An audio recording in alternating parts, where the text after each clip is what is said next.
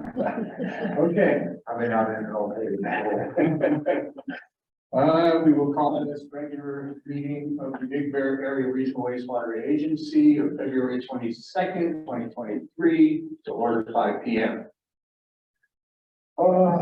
Director Wall, would you like to lead us in the Pledge of Allegiance? Certainly, sir. I most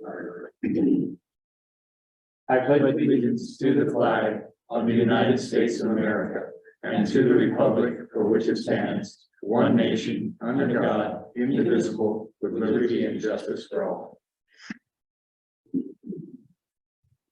Will Rick be phoning in or is he just not? No, he's, Rick is excused for tonight. Okay. Yeah, we talked before, and I wasn't sure. Yeah. Teleconference. Okay, approval of agenda. Motion to approve. Motion to approve. Second. All in favor? Aye. Aye. Public forum, do we have any? Okay. Presentation and introduction, 5A rate study presentation. Okay, so, this evening we have, Sean Korn from, HDR that's going to give us a presentation on, our rate study. So, Sean, if you want to take it away, you're going to share. He's gonna share. Okay.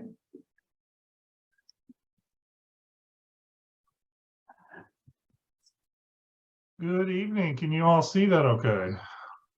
Yes, we can. All right. Well, thank you.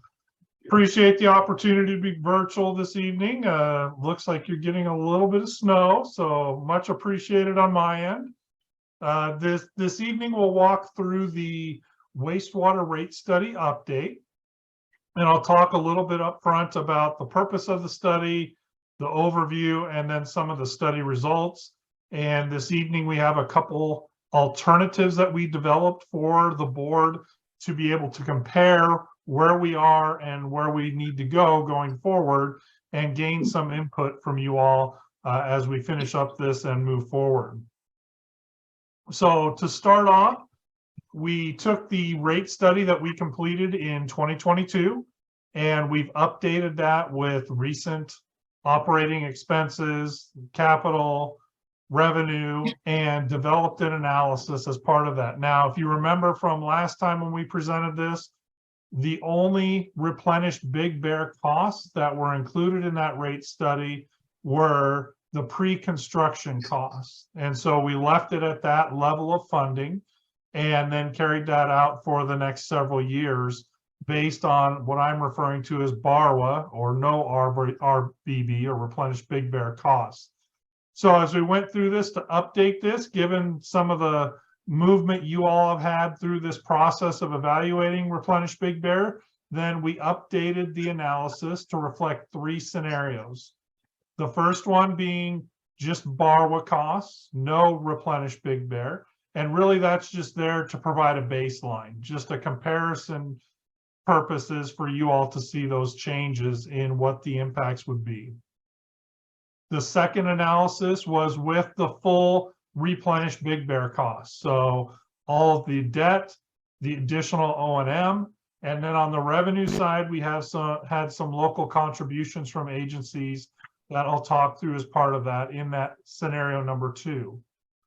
Scenario number 3 would be essentially that worst case scenario where we have all of the replenished Big Bear costs, but we don't have any participation from other agencies. So we've excluded the local agency contributions. So just relying on your rates that you would charge customers to fund everything, both your existing ongoing costs plus replenished Big Bear.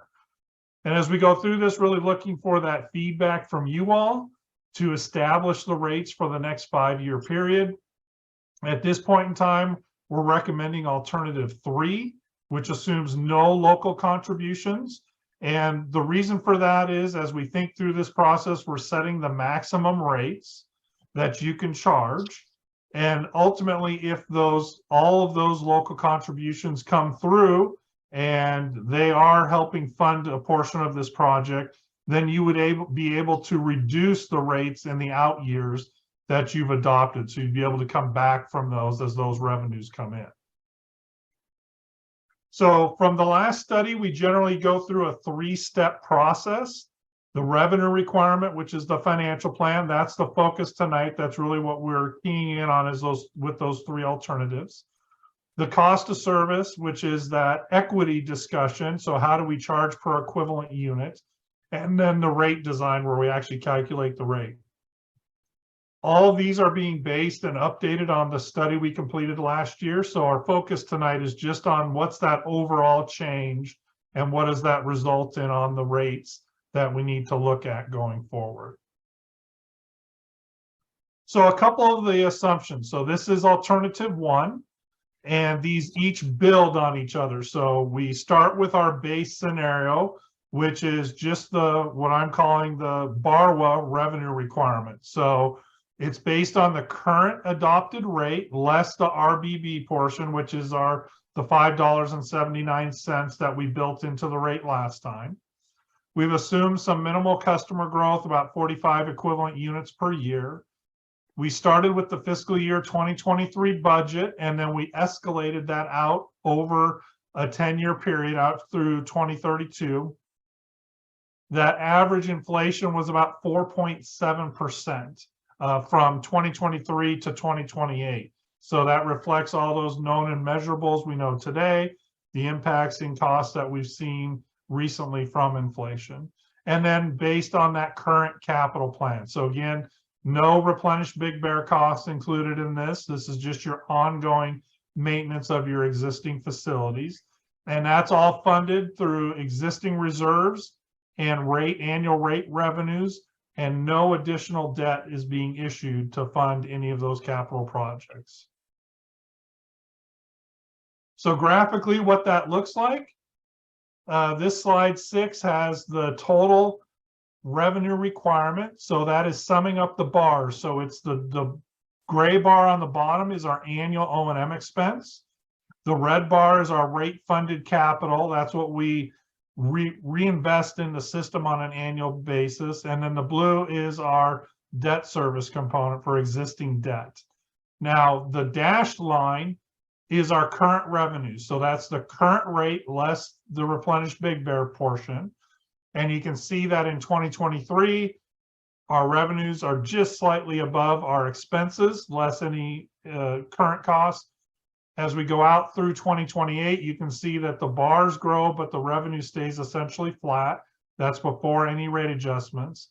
So what we need to do is to adjust what I'm calling the BARWA rate, the base rate you have today, over this 5-year period to meet our ongoing operating and capital expenses. Now, what that looks like on slide 7, we looked at a couple of our key metrics. I'll drop down to the bottom here, though, just to kind of get to the baseline component. Right now, that base rate in the bottom left, there's $241.04. That excludes the replenished Big Bear component that we built in last year to try and get this baseline assumption. That would need to increase 4% annually through 27, and then 3.5% in 28 to get that dashed bar to touch the top of each of those bars.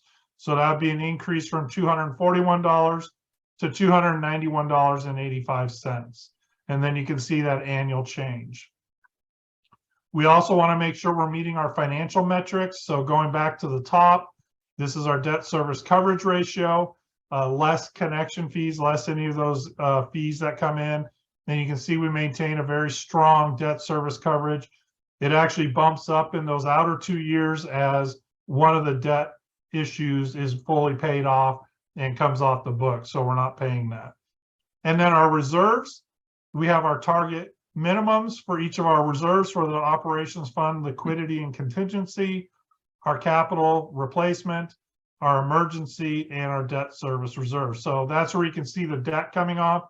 If you look at the debt service fund in 2027, it's 330,000, dropping from 509 and then dropping to 150. And then that essentially goes away or stays at 150 as that's our last remaining debt component.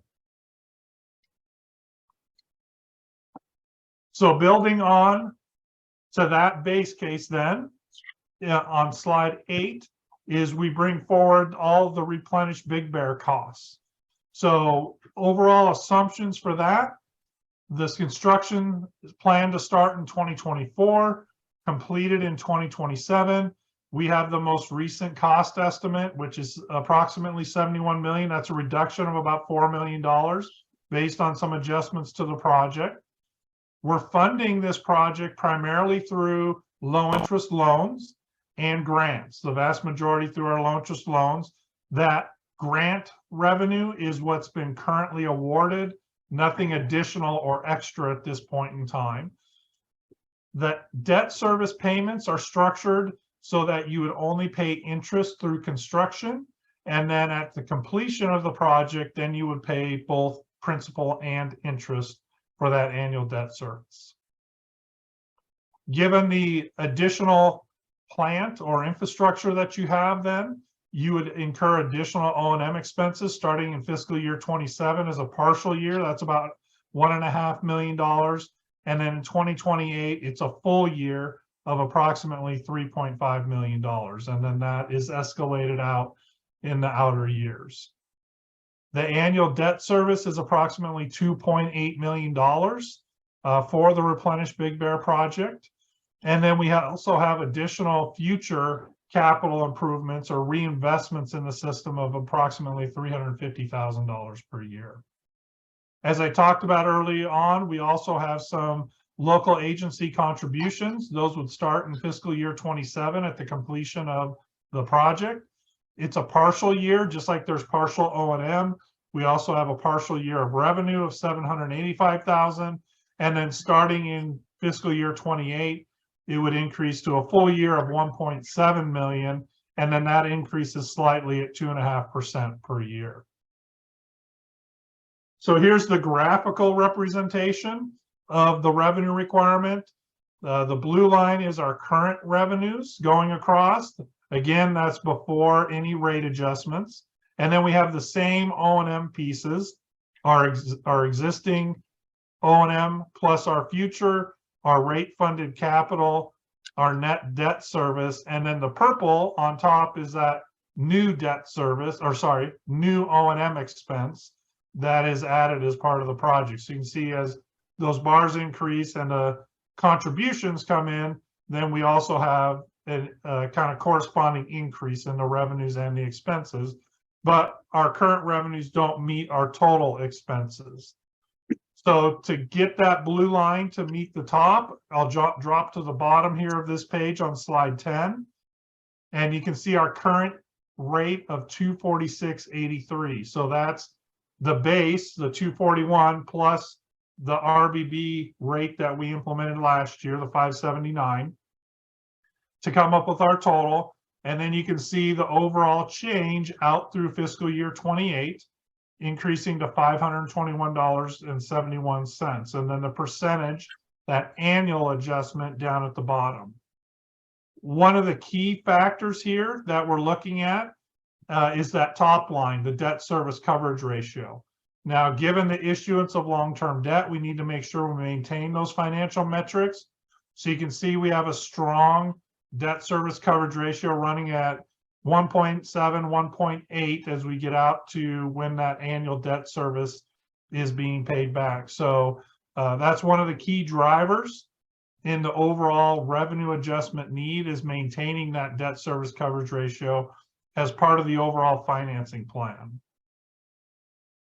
Same reserve level targets. So once we add, if you remember, our liquidity and our contingency minimum targets are based on our O&M. So as we add additional O&M for replenished Big Bear, then our minimum targets increase. So you can see that out in fiscal year 27 and 28. You see our targets are increasing, as we increased our emergency reserves by another $500,000, and our debt service reserve also increases. As our debt payments go up, we need to meet those minimum reserves. Same with the base case scenario. We have the overall analysis here where our reserves are meeting our total. Now, this is the third scenario. I didn't put an assumption sheet just because the only assumption that changed from the replenished Big Bear scenario is that we do not receive the other local agency contributions. So the revenue requirement, the bars going up, are the same as the replenished Big Bear scenario that we just looked at.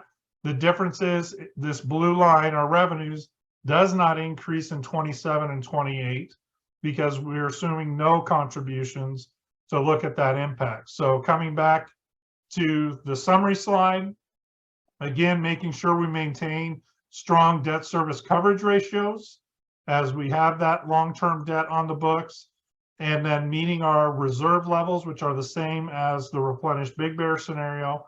But you can see an increase in the annual rate to meet that overall need, given the lack of 8 other local agency contributions. So that increases up to $586.22 over time. So those last 3 years have been bumped up to meet those overall funding needs. So what we thought we'd do is put together a slide so you can see these all in one place. So this is a summary of each of the scenarios. The top first part here is our base rate. So that's what I'm calling the borrower current costs. That's our 4% annually, and then 3.5% in 2028. And you can see that increases an annual change of approximately $10 per year as we go out over time. The middle section is our replenished Big Bear. So what I did here is we look at the RBB rate and we add that together, and you'll see the total rate that we have. So that first line, if I can get my mouse to work, there we go. This first line here is the additional increase for replenished Big Bear, and that is added to the base rate to come up with our total rate for the replenished Big Bear scenario. So then you can see the total costs that we have going across. Whoops, how did that happen? Sorry. Total cost going across, and then that annual change. So looking at the percentages here, we're looking at an overall 22.5%. 4% of that is your baseline cost, just your ongoing existing cost. So essentially that part of that difference, 18% is replenished Big Bear, and the same with the total annual change here, the $55, $9.64 of that is that base component. So that would be that total change in that rate. Looking at the replenished Big Bear without contributions, then again, we have the same rate in fiscal year 24, but then we start bumping it up in fiscal years 25 through 28 in order to meet those overall funding needs without the local contributions as part of that. So just a brief summary here. The analysis based on what we did last year, what we've updated here, provides the basis for revenue or rate adjustments to meet the replenished Big Bear funding needs. As I mentioned, we're recommending, given that we're setting a maximum rate and the board can adopt something or implement something lower in the out years once we have those local agency contributions in writing, you can adjust those rates. So we're recommending that third alternative and develop that analysis based on what we've worked on in the past. So this evening, just looking for feedback, questions, input that the board may have. I'll work with David and Christine to go back and refine this, develop our final analysis, and then we have those final presentation and information for the board as you all move forward through this process, along with a written document to summarize what we've done to develop that. And with that, I will turn it back over to the board for any questions or discussions. Director Walsh.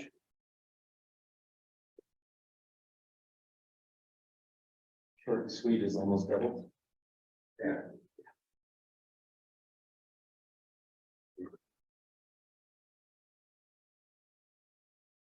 Questions? That's it. That's it. No, I'm just looking at the numbers. Oh, no, it's fine. Yeah, that was a lot to take in a short period of time. So I'm looking at this, and it's with contributions, the rate goes up 200, or pay almost $230 per EDU. That's with contributions, if I read that correctly. And no contributions is 586 without contributions. Is that right, Dave? That's correct. Okay. So, and then that's per, well, depends on how it's built out, but per month, so it's a little bit less. We're looking probably at $19 a month versus the other option. 25 a month. I'm trying to figure out what is this month, the monthly rate would be, Dave. Oh, what the monthly, so the first is, so if we look at, depending on the year, obviously.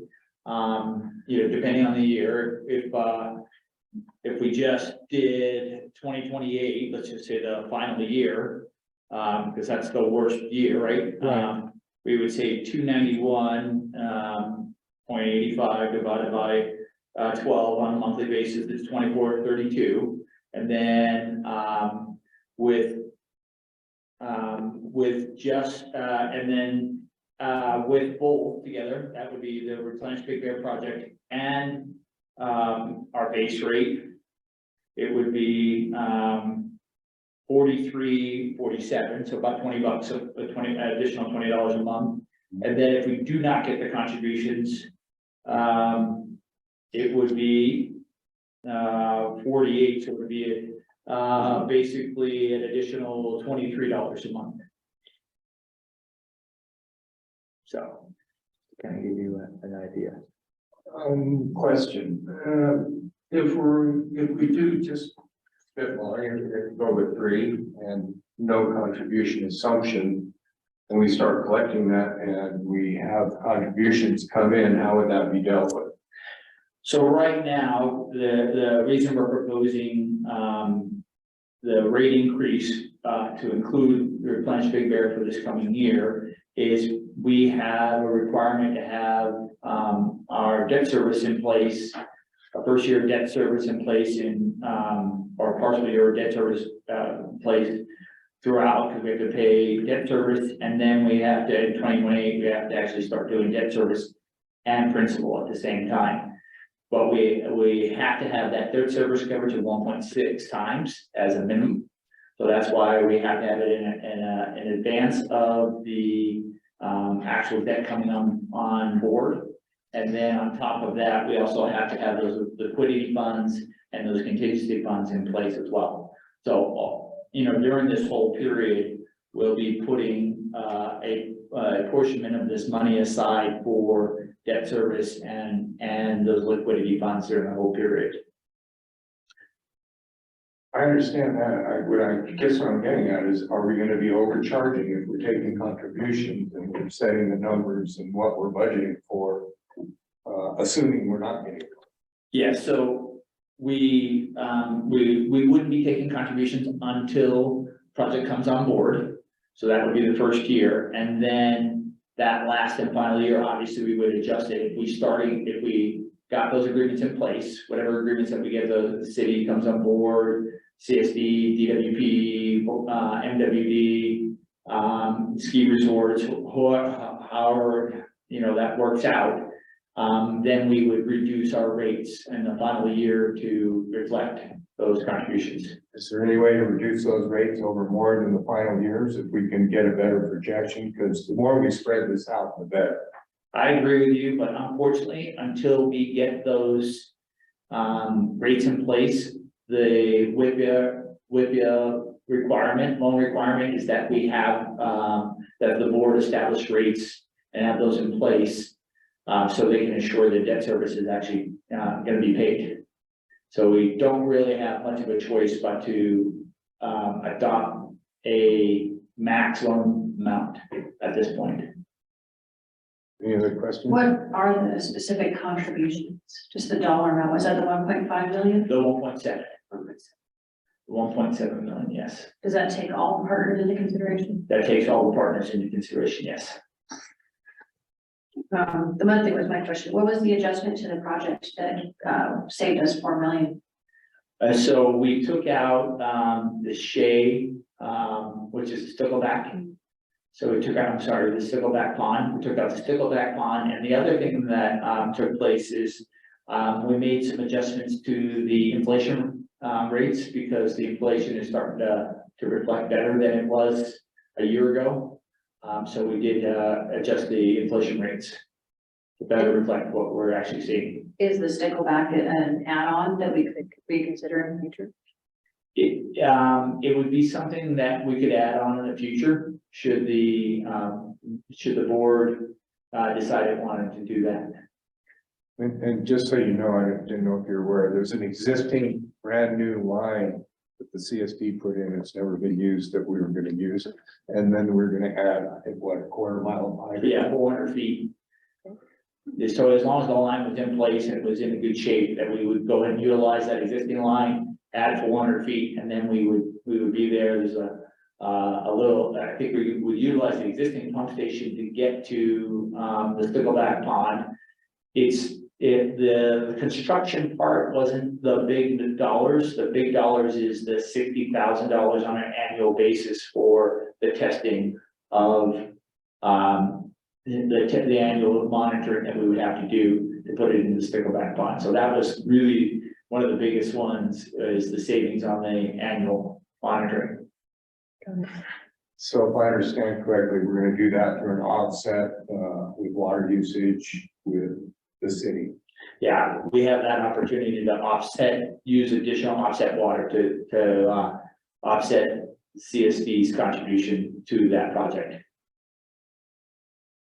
Yeah, the biggest problem is the state and the requirements for the water going to the stickleback Is, is higher than the standards for drinking water. that's true. But yeah, we're using drinking water right now. And we don't have to have that level of testing using drinking water, No, we do not. so none of this makes any sense. None whatsoever. Okay. I understand. Okay. Any other questions on this? Anything from the public? I might. Hi. Can I do a quick comment? Sure. Or question first and comment. When it says RBB rate, no contributions, grants are not considered a contribution, right? No, they are not. Okay. So the contributions is the local contribution. That's correct. Okay. Well, my comment was, it's only $5.38 a month difference between no contributions and contributions. To me, that's not a project killer. This is way too important. For $5 a month to get in the way, that's kind of my comment, so. But excellent, presentation, great info.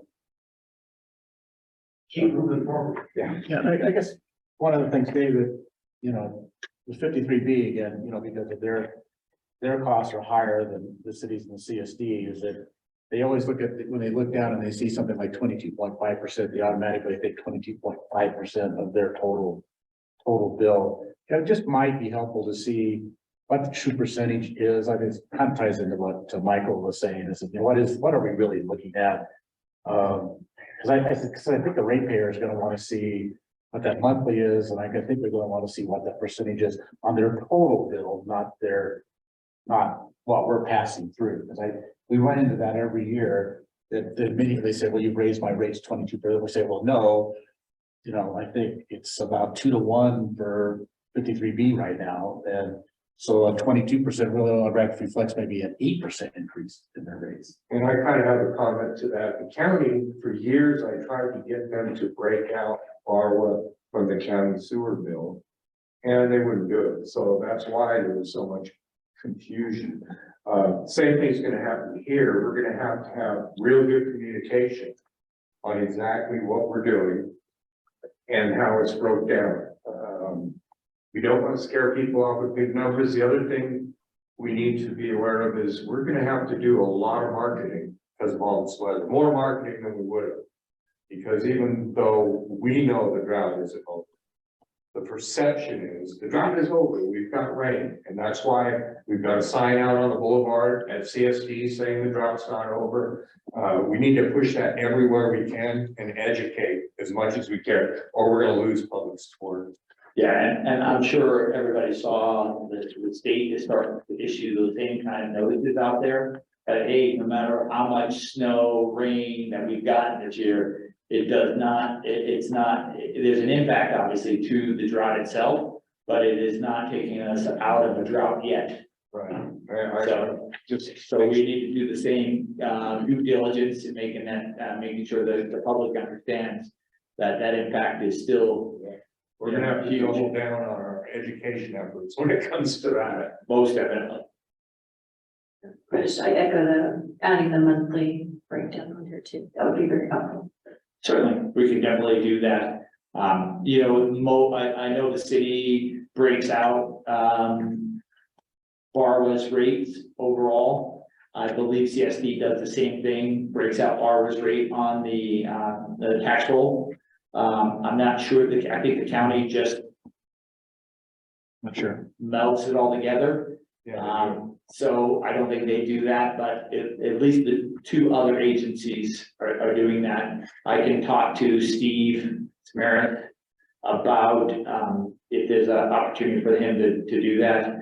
We are gonna meet with Steve, and hopefully the other agencies in the valley to let them know what we're seeing the rate impact to be. So that way, when they get our rates, they're not shocked by the numbers.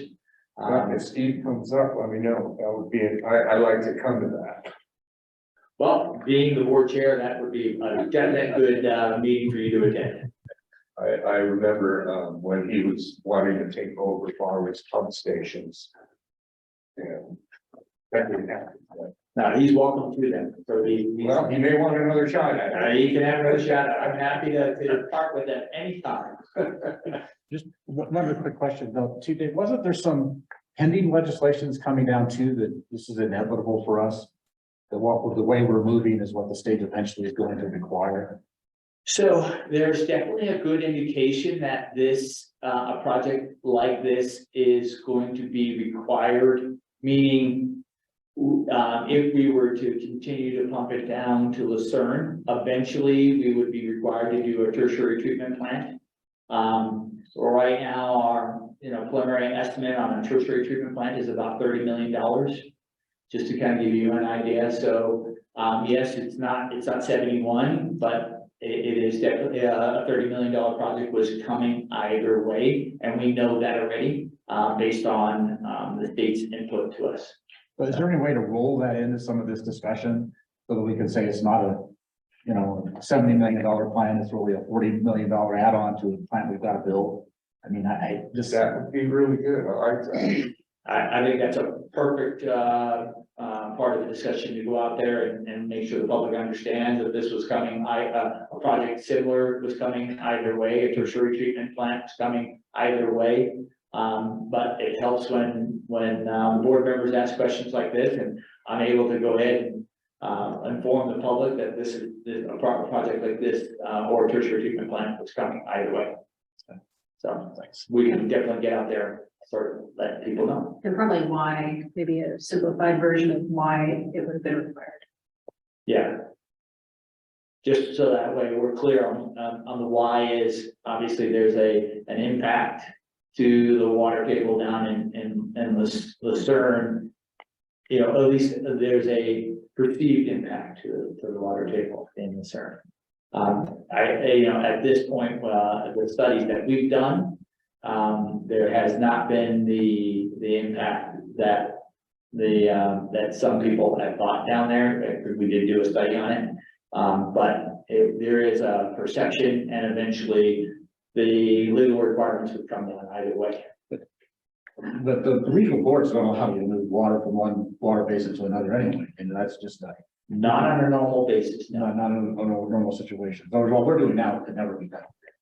It would not be a normal, no, it would not be a normal, and it doesn't make MWD very happy either, because Yeah. they have to deduct it out of their, basin account, so, or their lake account. So it is an impact to them as well. Any other- So the, you know, what will be coming forward is, you know, a rate structure, a 5-year rate structure that doesn't include those contracts with, you know, because we don't have written contracts, they all have a copy of a draft contract. All of the agencies that we reached out to have those now. And so, again, but none of them have adopted or signed any of those financial agreements. There's a 2 letter of intents, one with CSD, one with CWP, that they've both been signed. But the actual financial agreements that are, that would need to be in place are not in place today. And so that's why we would recommend going forward with a rate structure, a 5-year rate structure that does not include those contributions at this point. And like to your point, if we get to a point where it looks like we are getting the money we need, we could do that in the form of lowering what the suggested rate increases would be. And that's something, we've done that in the past. I don't know of many agencies that have done that, actually not taken the rate increase that was on the plan because we were doing better than we thought. And we actually didn't do the increase and people appreciated that. So even if it's a little bit less, if you can show that, You bet. that's And, a big help. and that's a discussion John and I had, with regard to this project. If we do get those, you know, agreements in place, then we would be able to start to implement something differently, at that point and start to show that reflection in the rate structure. So I'm hoping those agreements come in soon. We're continuing to work on those.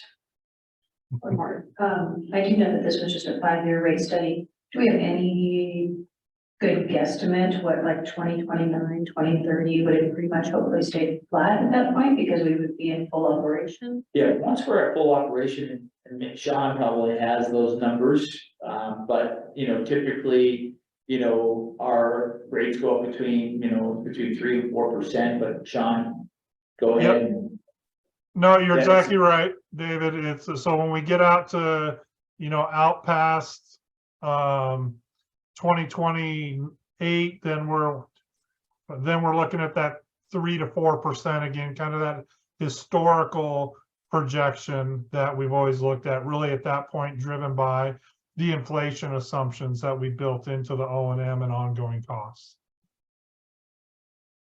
So, kind of give you an idea. I mean, you know, without getting specific numbers, but it's, you know, like I said, between 3 and 4%. Yeah, that's fair. Thank you. But it'll be 3 or 4% of a larger number. It is 3 or 4% of a large number. That's true statement, very true statement. Okay, anything else on this? Any questions, comments? Okay, we can move along then. Thank you, Sean. I appreciate it. Thank you all. Great presentation. So at this point, you don't need anything else from us. No, as long as you understand where I plan to go with this. And when would we be deciding on this? And that was a discussion Bridget and I were having earlier. There's a possibility it could come in actually in March. But again, those timelines and dates, we just need to make sure that we work out. But there's a possibility it could come in March. If not, it would be coming in April for sure. Okay. Thank you. Moving on to the consent calendar. All matters listed on the, or wait, no, we had General manager. general manager's report. So the only thing I'd like to highlight is that, you know, we do have that one piece of equipment that has already been installed for our pilot study.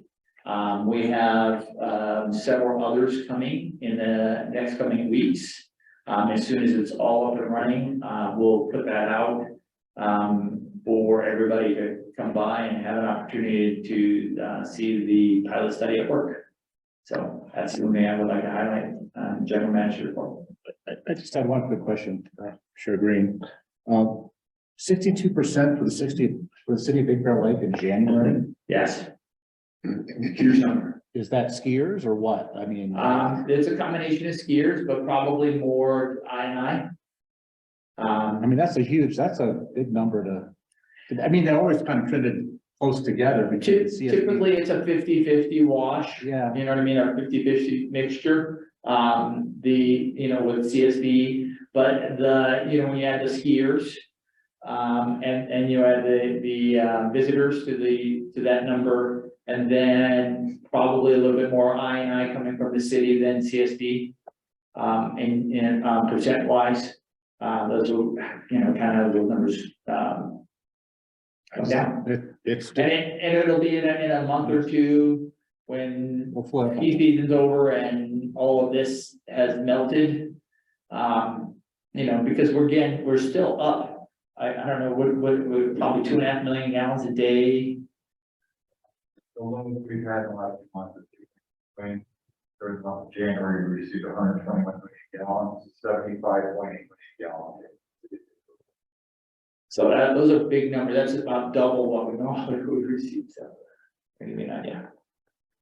I did have a question in the report. So generally, the Replenish Big Bear project meetings would come under the general manager's report, or should we be listing them separate as like we do the administrative committee or whatever, so we can report out what happened at the Bear Valley Basin Groundwater Sustainability Agency meeting? 6B is that administrative committee report.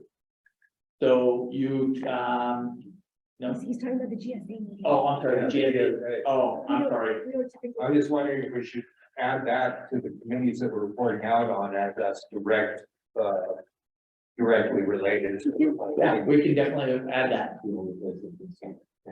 That sounds great. So when we have those meetings, I'll make sure that that gets included to this section. And did you want to possibly give a couple of bullet points on that meeting? Certainly, if I forget anything, remind me. We had adopted a budget at the meeting. There was also a annual report due for the groundwater sustainability plan that Tom Harder is going to be doing. The board adopted a budget of $40,000 some odd dollars for that particular item, which will be shared amongst the participating agencies if their boards approve it.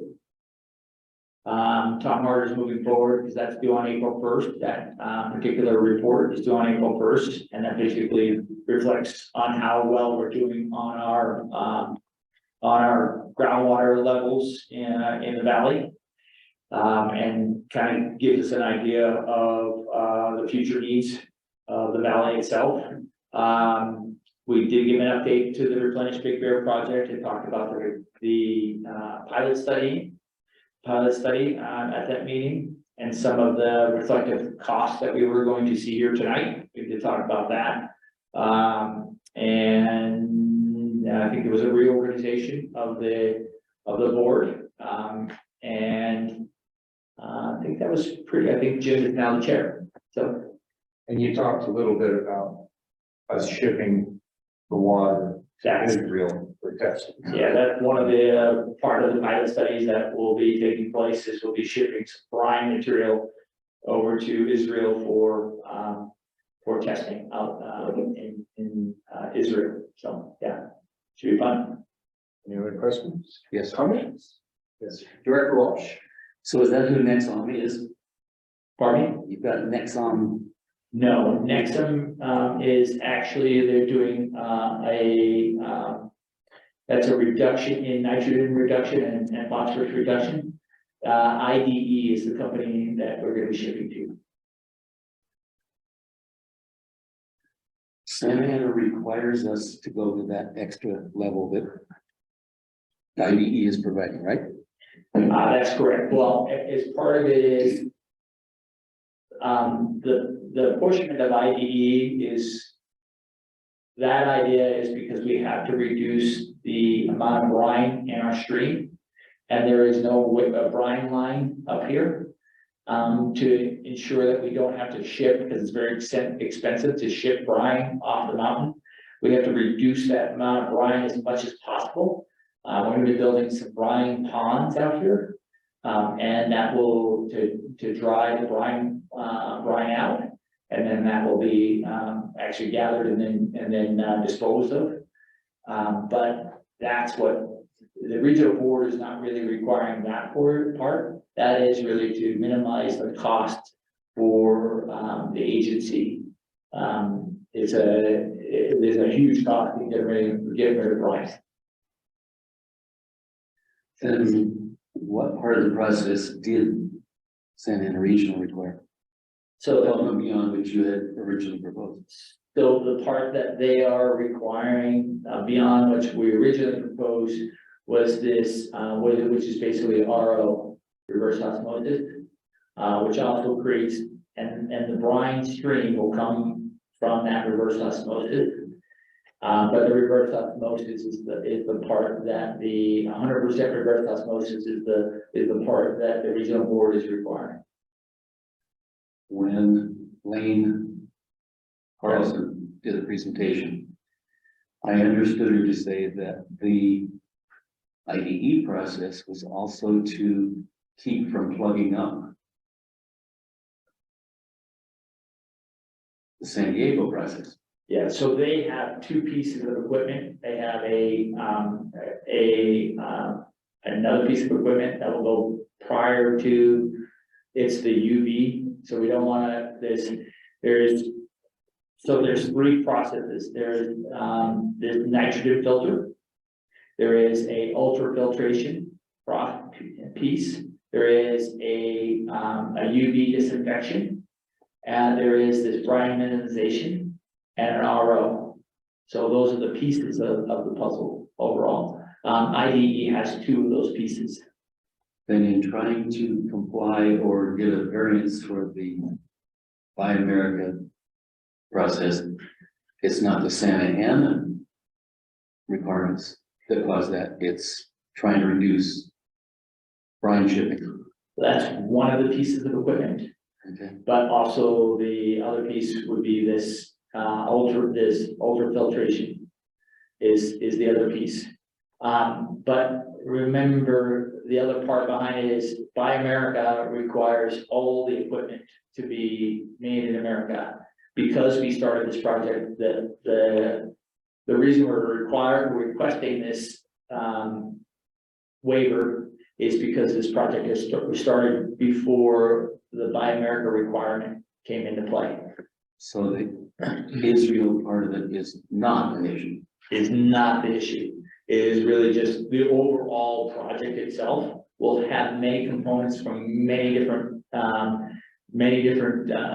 countries, agents, all around the world, and many different companies that make these processes. And like I said, this is the latest and greatest technology, and some of them are not made in the United States.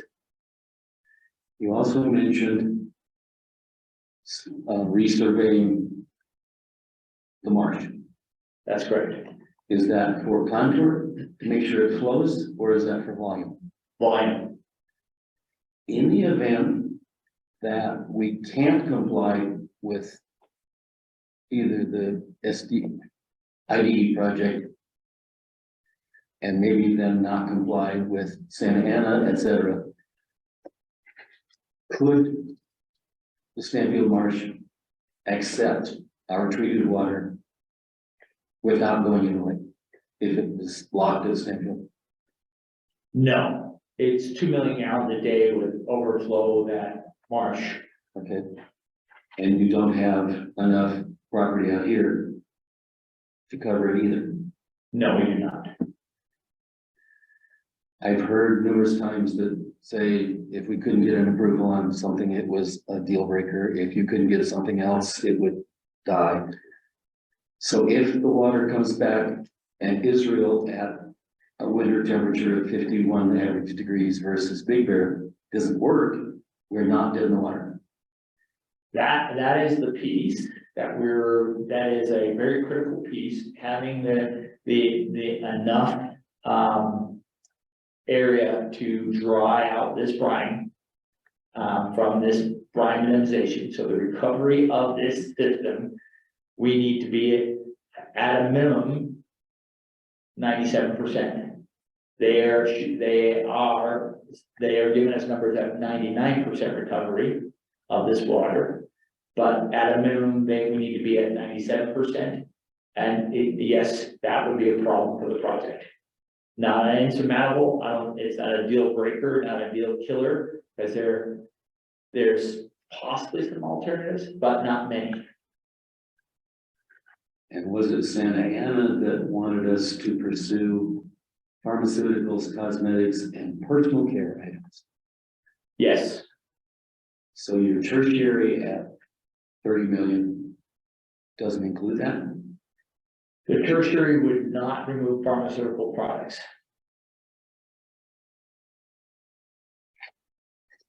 Okay, thank you. Okay. Hearing nothing else, any other questions from the public? None? Just a quick one. Just a crazy idea, Dave. We probably thought of it already.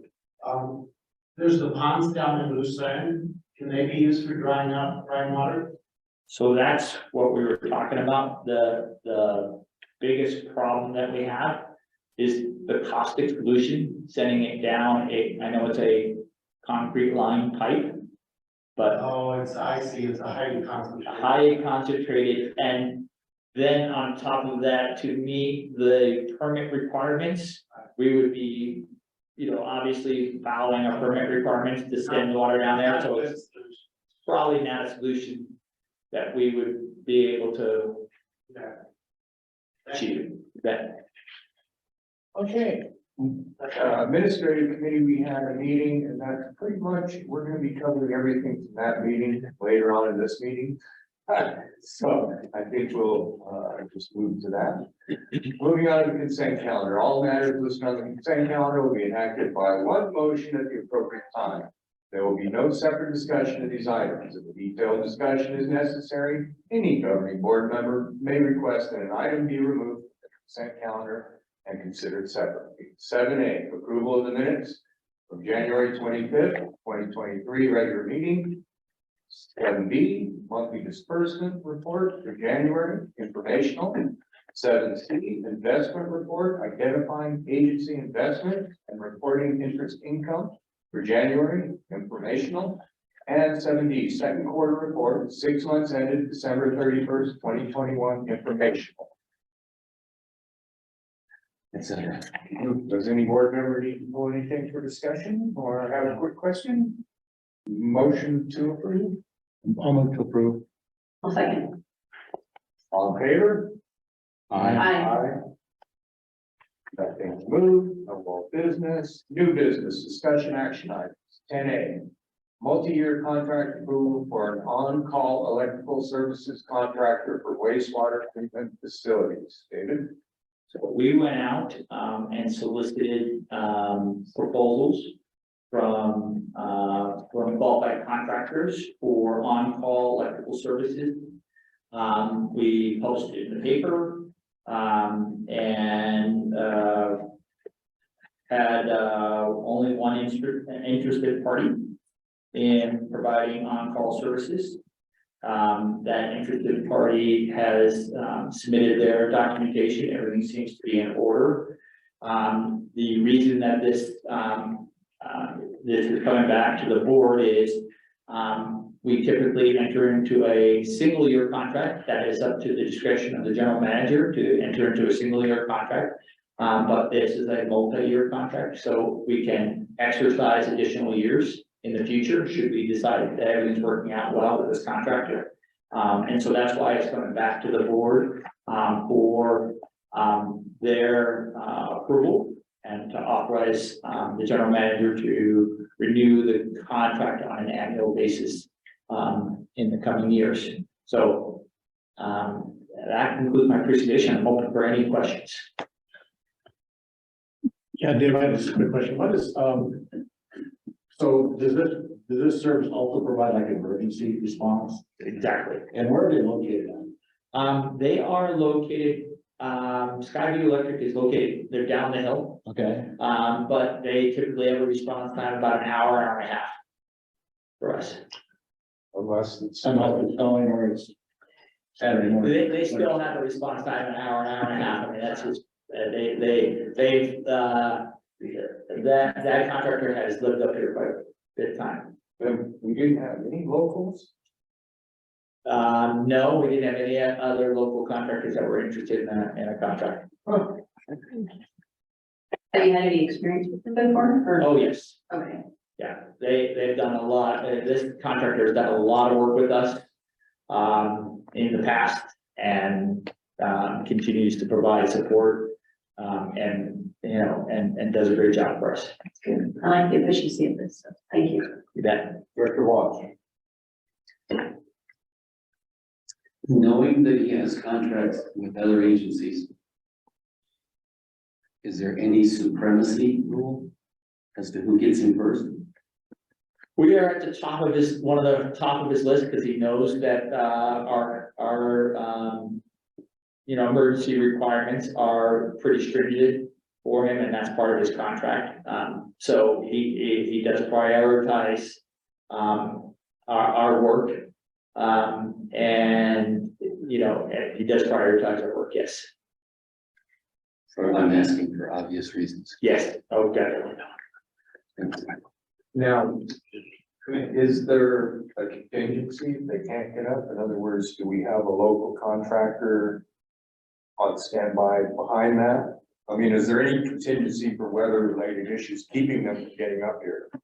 You know, we have provided a lot of electrical services on our own. We do have, staff that do electrical work and has in the past.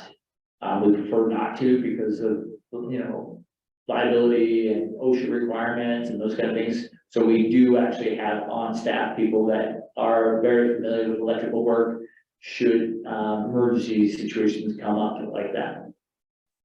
You know, the generators are a good example of what we've done in the past, servicing the generators, working on the generators, dealing with pumps and motors and electrical outages and those kind of things. We've done all of that, breakers going out, we've done it all. We prefer not to. And so that's why we're looking for a third party to help us out.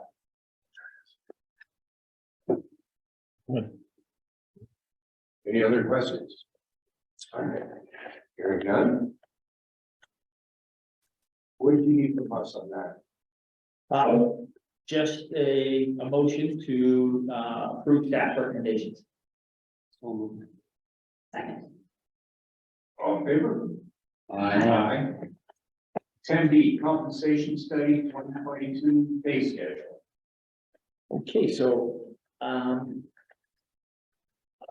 Sonia we let her go home because of the weather. So you're gonna get me tonight. So be easy. Well, we understood it, the sign. Yeah. Deal with me.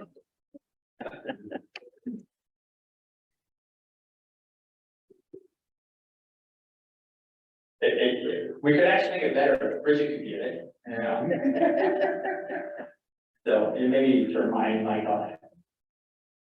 Okay, so we have actually completed the compensation study update for 2022, and we're going to go through that compensation study. This is what the admin committee saw about a week ago.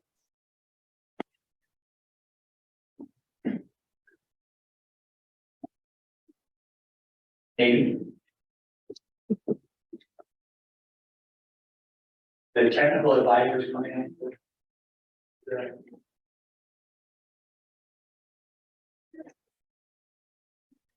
Maybe the technical advisor won't be able to fix it. Okay. All right, there she's got it now. There's a hidden button down there, I don't know where I did. So just to give you a little background, we completed the first compensation study, back in July of, 2017. That was a comprehensive study at a classification study. We've updated it back in 2018, 2019, 2020, and 2021. We did annual updates on the pay ranges, pay range adjustments. The compensation study policy was adopted in 2020 to guide the pay range adjustments. We just recently completed our latest one. It was completed in January 2023. This is the 5th annual update to the update on the complete and expanded survey. So we completed and expanded the survey parameters and comparables. The survey we surveyed the total compensation. We reviewed and revised the comparable agencies used and added some additional classification survey for potential changes to be considered for the future. And that includes the county tech, the laboratory assistant, and the senior management analyst. So in the future, I'll be coming forward to the board with some revised job specs for some changes we're going to be recommending in the future to our organizational structure. So we surveyed, there's 9 selected for the classification study in 2017. For the 2022 study, 1 was deleted, and then we added some new ones to our study. We, per our MOU, must include at least 3 out of the 6 identified in the resolution 01/2011. So you can actually see the ones in green are all the ones that are included in that resolution. And then we also deleted one, the city of San Bernardino. And again, this was at some input from the administrative committee from last year. Or the feedback. So obviously, one of the biggest things we want to make sure is that we have comparable matches to our classification. And so we had a number of comparables out of that group that that was selected. We had 8 for the finance manager, 7 for the general manager, 7 for the human resources / accounting technician, 6 for the lab analyst, and management analyst was 8. Operation administrative lab assistant, there was 7. And then the plant supervisor, there's 4. Plant manager, there's 6.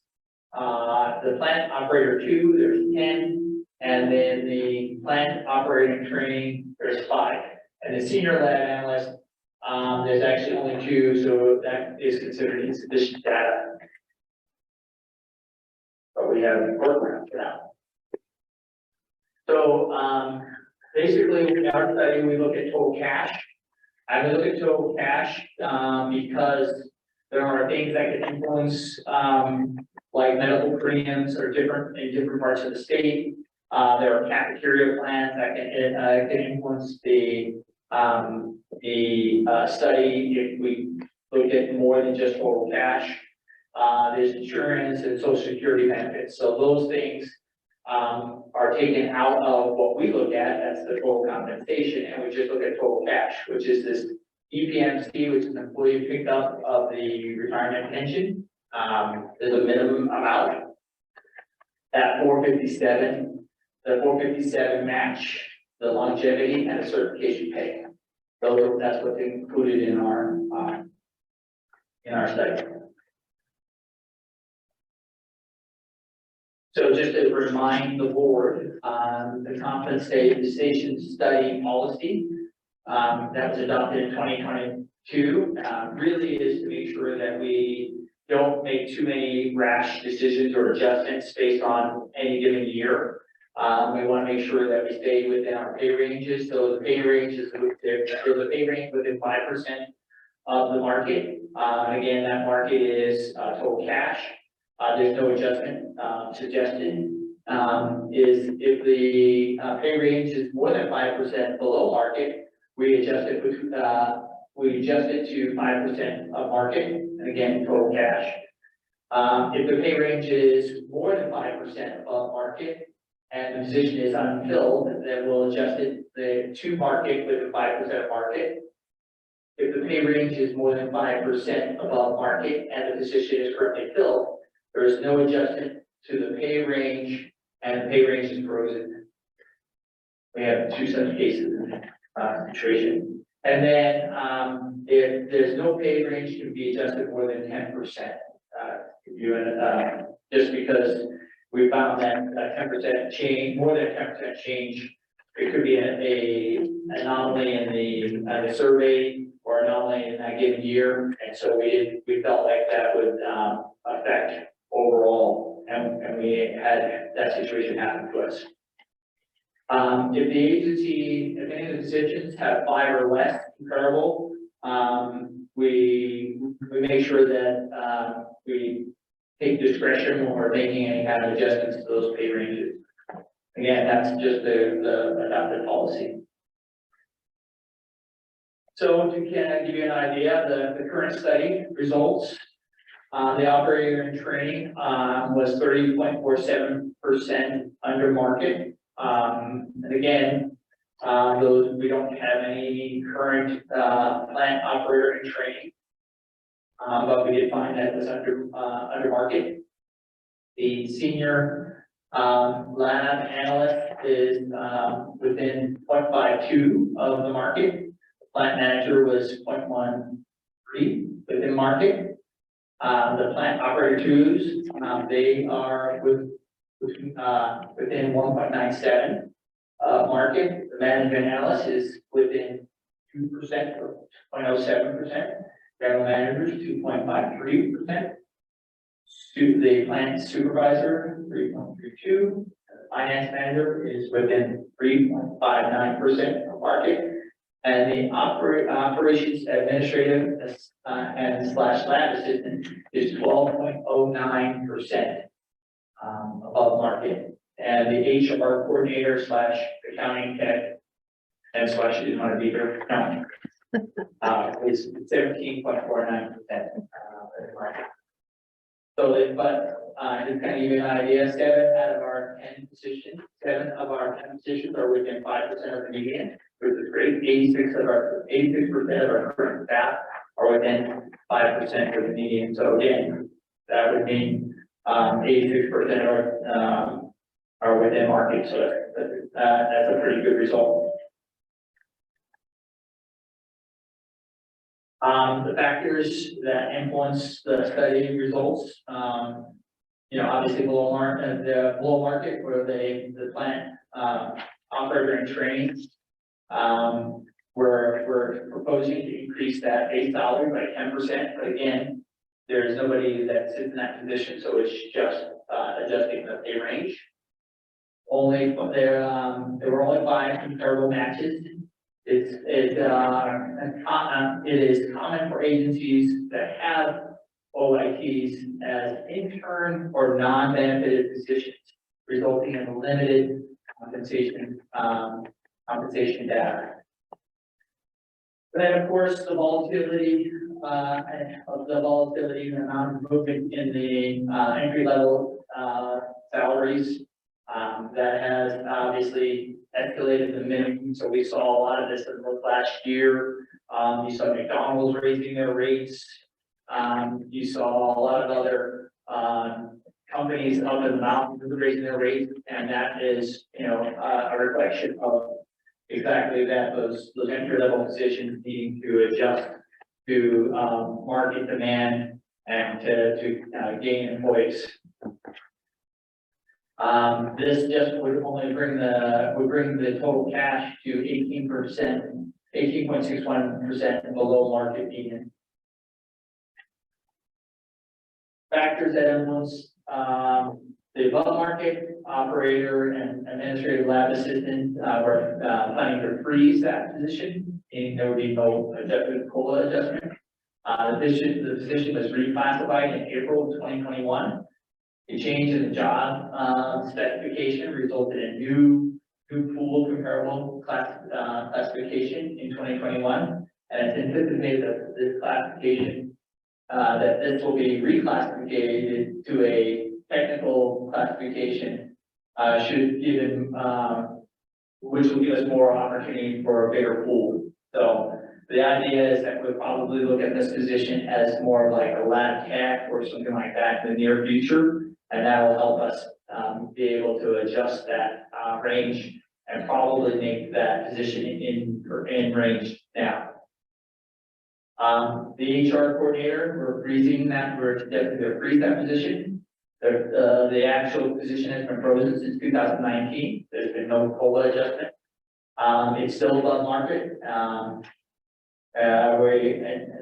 We introduced, even with the introduction of new comparables, it did shift into a different market median. So we introduced more comparables, and actually it actually increased the should we say the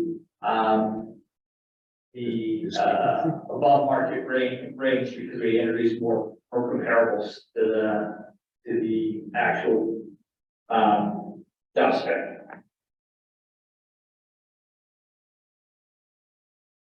So we are suggesting that we increase the plant operator and training pay range by 10%. For the compensation study, by bringing the total cash remaining more than 5% below market. We want to, we're suggesting that we freeze the pay ranges with no full adjustment to the pay schedule, if those ranges are frozen, and that would be the operations administrative slash lab assistant and the HR coordinator slash accounting technician. And so these are the recommended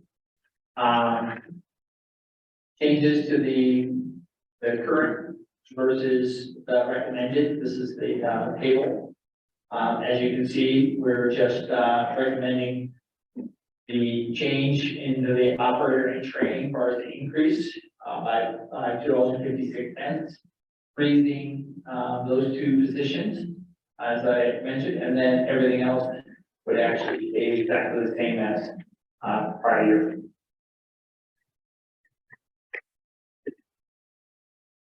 That concludes my presentation. Bill, are there any questions? I have one in that. Yeah. No, sorry, Abby. The OIT, once they have put in their time and everything,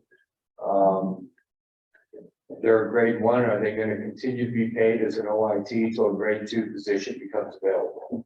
That is correct. Okay, so there is some savings there, so you understand, because we don't have a grade 1 position. So the OIT is going to move into that grade 1. He's going to continue studying to be a grade 2. Well, since we don't have that grade 1 position, it makes it really a no-brainer to give us the numbers we need for the OIT. And that's the entry level. I mean, that's where you get the people in and you train them, and hopefully they stay because you provide a good work environment and good benefits. So, yeah, I just wanted to make clear on that as well. Any more questions? Yes. Director Walsh. On close the packet pages and then the spreadsheet, there's reference to market check that I didn't see at the committee. Is this market above and beyond your 11 comparable agencies or what? No, that definition is when they say market check, they're just checking the market, meaning, Trying to find something. yes, comparable. Thank you. I had all my questions answered at the committee level, so thank you. Okay, any questions from the public? All right, recommendation, staff recommendation, is where to go. Accept it, something. Yeah, so it's, Adjust the plant operator and training pay schedule by 10%. Freeze human resources coordinator and accounting technician and operation administrative laboratory assistant pay schedule. No COLA adjustments pay range until after the next study or other determination by the governing board. The administrative committee supports the recommended adjustments to the agency's publicly available pay schedule as presented herewith. Do I have a motion and a second? Motion to approve staff's recommendation. Second. All in favor? Aye. Aye.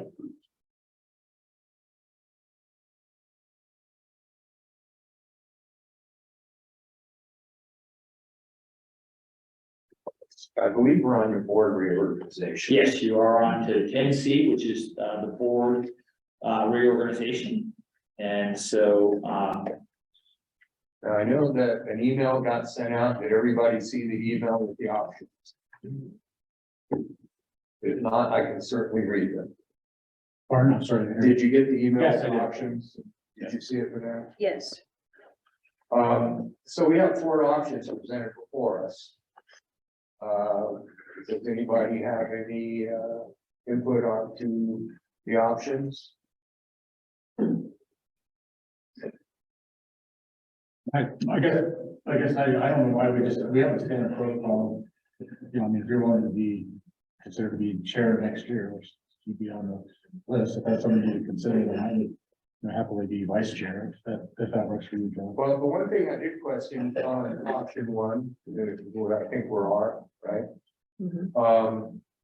Yes, the rotation, since there's 3 agencies to rotate from, it shouldn't be, one rotation from vice to 53. It should be, if I took it, then there'd be an open nomination for the vice chair, and it could be, hopefully someone, it would be someone from either Big Bear Lake or 53B that would fill that vice position. Yeah, I actually had that kind of same question because there's 5 of us, but it seems like my rotation 53B comes up every 3 years. Yeah. Not every 5 years, like, you know, each of the individuals, but, you know, it's at your pleasure. I don't, you know, if that's works out better. I don't mind serving as chair. I'm happy to serve if required. I have no preference. So I mean, but that's, Yeah, sure. if, you know, Vanette is interested in being vice chair, I'm certainly happy with that too. Okay, well, I also know you're traveling more during the vice chair. I am, but we'll have a good vice chair. Does Director Walsh have any interest in serving? so the board would have to make it.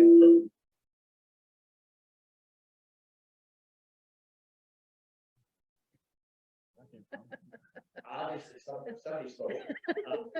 So Okay, Larry. the board would, I'm just gonna leave that out. The board would, actually have to make a finding because Director Walsh is 1 month shy of 1 year. Just, I don't know about is it the vice chair too? It's for both positions. Both positions. So those options listed out, we would have to have a motion to waive that 12-month requirement. Or we can postpone the reorganization to the next meeting. Or we just, Shaking his head anyway, so. If you want to do it, Just let it slide through. what do you mean, leave it for the March meeting? No, just make a decision tonight, and if I'm still here in a year, we'll. Well, no, I can actually, yeah, okay. All right, So we would need a motion for the chair and a second. Jane is open for motions for chair. Are you interested in serving as chair this coming year? I'll do it. Okay, so motion to, just lost the word. Appoint. Appoints Vice Chair Green as Chair Green for this coming year. I'll second that. I'll second that. All those in All in favor? Aye. Aye.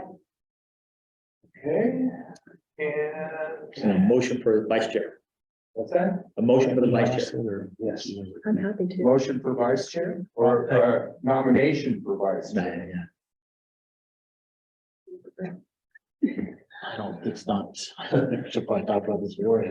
I'll do it if you want me to. It doesn't matter. Okay, well, I'll do it. It's all that extra pay that. I will nominate Director Miller as vice chair. And I will second. All in favor? I, Aye. I should ask you before. I know. Did, I'm serving the chief of fire. did there, yeah, did he vote? Did you nominate him? yes, I. Yeah.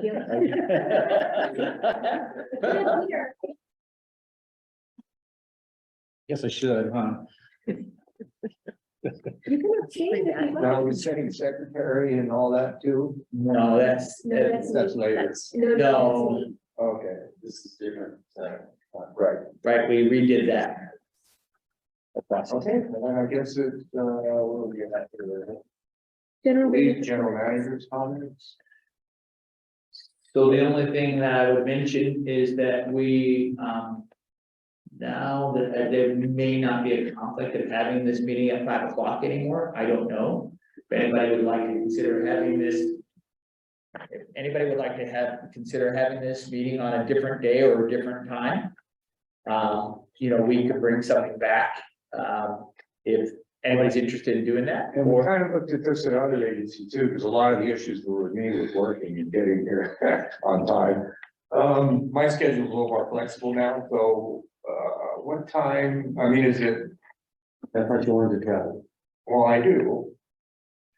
But, time for the meetings is what we're discussing. Right, but, Right. but is telephonic still allowed, that's in the. Yeah, as long as you notice ahead of time, 70 some hours. 72 hours in advance. So we can do conferencing under the Crystal Brown Act rules, or we can do a Zoom meeting under AB 2449. We don't have a lot of restrictions, so you need to let me know 72 hours prior to the meeting if you want to exercise that discussion.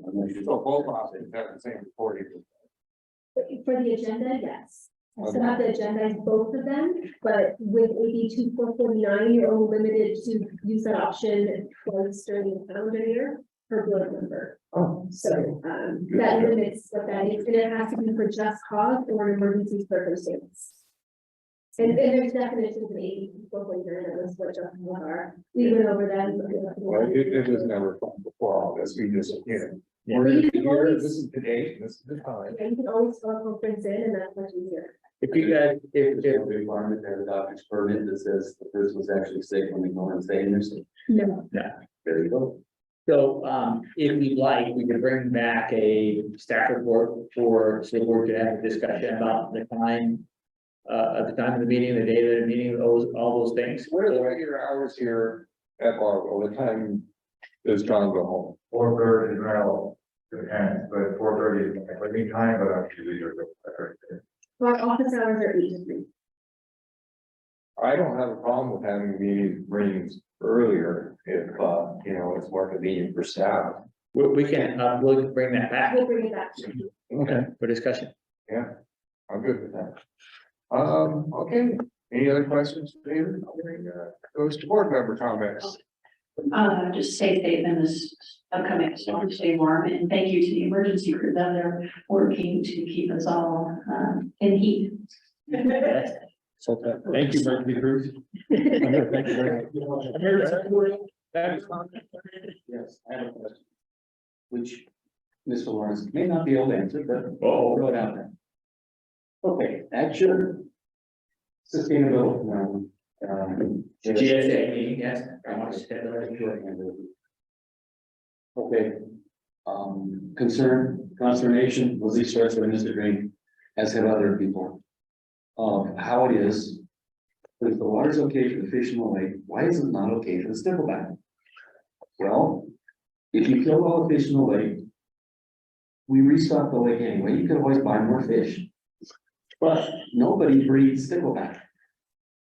If the Forest Service is so concerned about their stickleback. Have they ever considered a breeding like California condor?